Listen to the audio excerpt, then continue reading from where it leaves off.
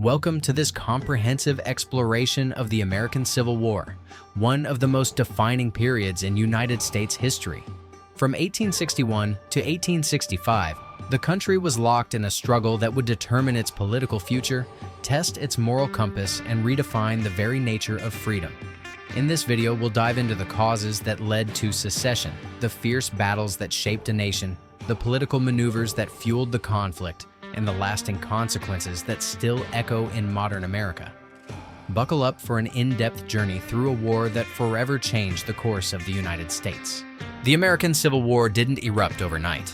Instead, it was the result of decades of simmering tensions, rooted primarily in the issue of slavery and the contrasting economic systems of the northern and southern states.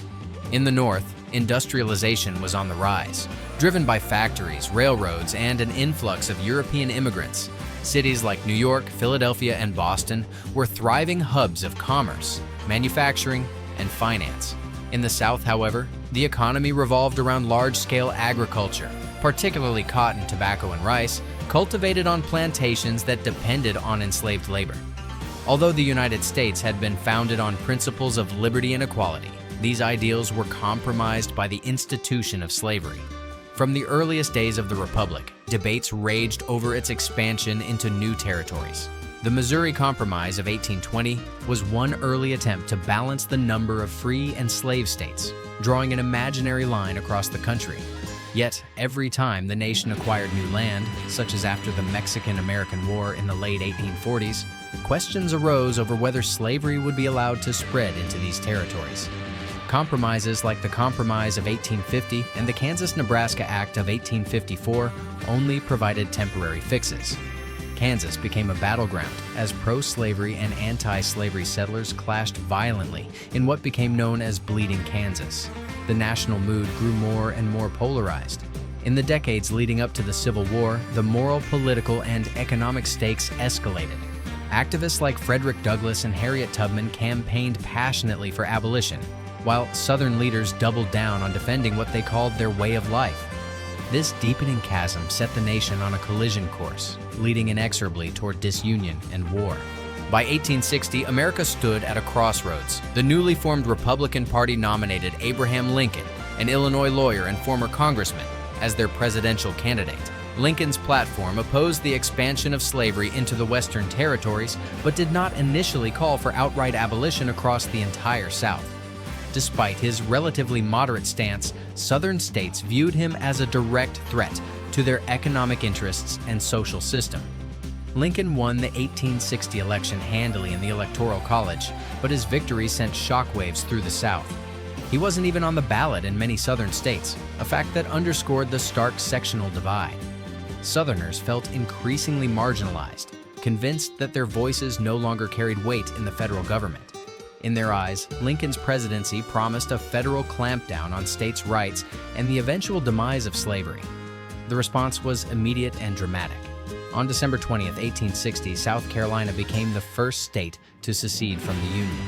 The atmosphere in Charleston was electric. Church bells tolled, cannons fired in celebration, and speeches declared this event a vindication of Southern honor. Soon, Mississippi, Florida, Alabama, Georgia, Louisiana, and Texas followed suit. By February 1861, these 7 states had formed the Confederate States of America, choosing Jefferson Davis as their president. The question now was whether the remaining slave states, such as Virginia, North Carolina, Tennessee, and Arkansas, would align with the Confederacy or remain in the Union. Hopes for a peaceful resolution quickly evaporated. Lincoln, after his inauguration in March 1861, maintained that secession was illegal. He insisted that the federal government would hold on to its property in the seceded states, including military forts. This set the stage for the conflict at Fort Sumter, where the opening shots of the Civil War would soon reverberate across the nation. With secession in full swing, tensions crystallized around Fort Sumter in Charleston Harbor. Though South Carolina had declared itself part of the Confederacy, the fort remained a federal installation, manned by Union troops under Major Robert Anderson. The newly inaugurated Abraham Lincoln faced a monumental decision. Should he relinquish the fort to avoid provoking a conflict or resupply it and risk war? Lincoln opted to send provisions, hoping to avoid a direct confrontation. However, in the early hours of April 12, 1861, Confederate forces under General P.G.T. Beauregard opened fire on Fort Sumter. Shells rained down on the fort for 34 hours. While no soldiers died in the bombardment, the incident was nothing short of a symbolic declaration of war. Major Anderson, outgunned and outsupplied, surrendered the fort on April 13th. News of the fall of Fort Sumter electrified both the North and the South. In the North, even those who had been on the fence about using force to preserve the Union rallied behind Lincoln's call for 75,000 volunteers. Enthusiasm for the fight ran high, and in cities like New York, Boston, and Philadelphia, men eagerly signed up. Meanwhile, the Confederacy's victory at Sumter emboldened Southern leaders, who believed their cause was both just and winnable. But as soon as Lincoln called for troops, the remaining slave states, Virginia, Arkansas, Tennessee, and North Carolina, joined the Confederacy. The lines were now fully drawn. The Union held on to strategic border states like Maryland, Kentucky, and Missouri, each of which was internally divided over the war. Thus, with the bombardment of Fort Sumter and the swift aftermath, the American Civil War officially began. No one on either side could have predicted the scale of bloodshed and devastation that would follow. When the war began, both sides thought it would be a short, decisive conflict.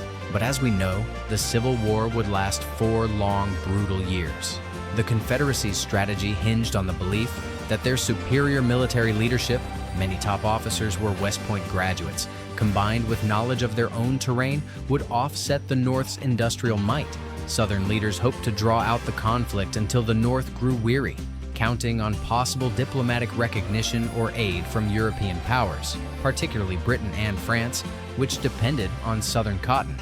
The Union, on the other hand, had the advantage in population, industrial capacity, and transportation infrastructure. Led by General Winfield Scott at the war's outset, the Union proposed the Anaconda Plan, a strategy aimed at strangling the Confederacy economically by blockading southern ports and gaining control of the Mississippi River. This would cut off vital supplies and split the South in two. Soldiers on both sides rushed to enlist, often with romantic notions of glory. Life in the camps, however, quickly dispelled any illusions. Disease, unsanitary conditions, and poor rations were common. Nonetheless, early battles like Bull Run, known in the South as Manassas, revealed that neither side was prepared for the realities of modern warfare. The first major clash, in July 1861, ended in a chaotic Union retreat, providing a crucial wake-up call. It showed the North that they couldn't simply march on Richmond and end the war overnight, and it invigorated the South with the belief that victory was within reach. As the year progressed, generals like George B. McClellan rose to prominence in the Union Army, tasked with forging a professional fighting force. Little did anyone realize, however, that the war's deadliest days were yet to come. By 1862, the war was in full swing, with battles raging from the Eastern Theater in Virginia to the Western Theater along the Mississippi River Valley. One of the first bloody engagements in the West was the Battle of Shiloh in April 1862. Under the command of Ulysses S. Grant, Union forces clashed with Confederate troops led by Albert Sidney Johnston. Fought near Pittsburgh Landing in Tennessee, the 2-day battle left over 23,000 men killed, wounded, or missing. More casualties than the United States had ever seen in a single battle up to that point. Shiloh was a brutal wake-up call for the nation, underscoring that this would not be a gentleman's war of limited engagements.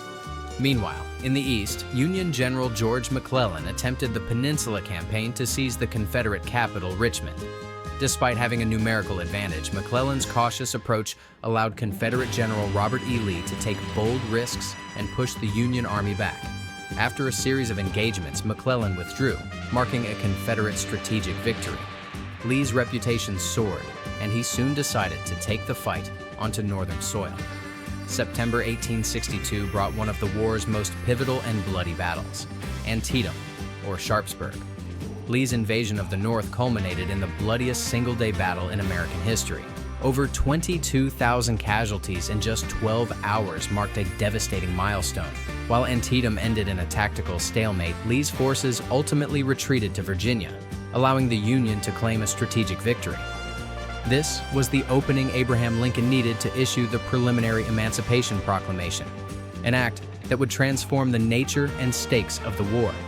By the close of 1862, both sides realized the conflict was evolving into a grueling war of attrition, and the scale of suffering would only grow more severe in the coming years. The Emancipation Proclamation was a bold shift in the Union's war aims. Abraham Lincoln initially entered the presidency pledging to preserve the Union, with or without slavery. However, by mid-1862, the moral and political calculus changed. Lincoln had come to see that crippling the Confederacy's labor force, enslaved people who supplied Southern armies with food, built fortifications, and kept plantations running, would strike a blow at the Confederate war effort.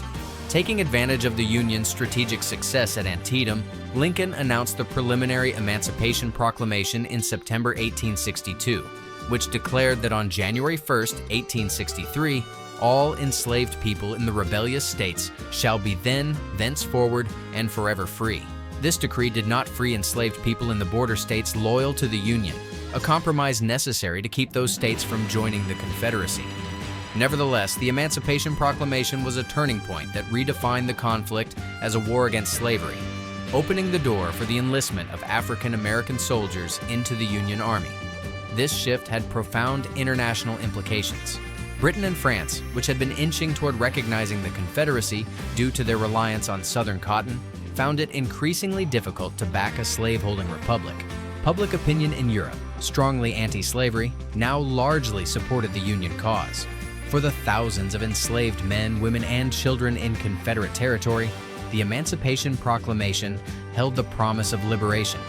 Whenever Union forces advanced, enslaved people fled behind Union lines.